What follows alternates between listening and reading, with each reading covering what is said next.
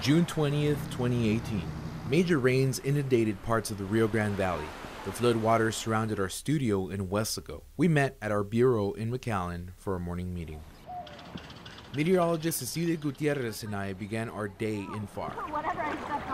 It's 11:23 a.m. We got a call from a woman who said floodwaters were creeping into her home. The trek there demanded for us to walk through flooded waters. We arrived at her home and began recording her story. As you can see, the water came up all the way to over here. That's when we Took us around showing us how high the water was inside her home.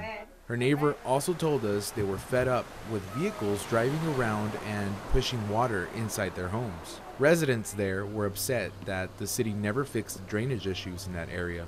I told my son, I think it's time to sell the house and get out of here. 2:08 p.m. We had some spare time, so we got some video of a sandbag location in Alamo. When we arrived, our producer let us know we had to go live from the FAR neighborhood, so we drove back. 4:50 p.m.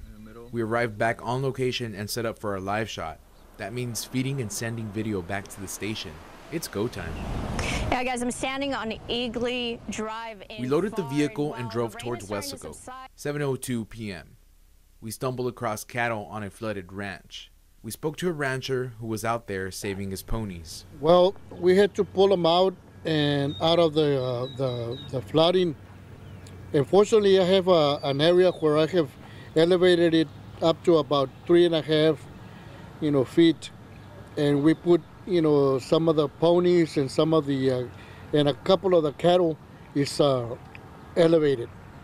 Further down the road in Indian Hills, we find Borstar and Hidalgo County Precinct 1 assisting and rescuing families from the Colonia.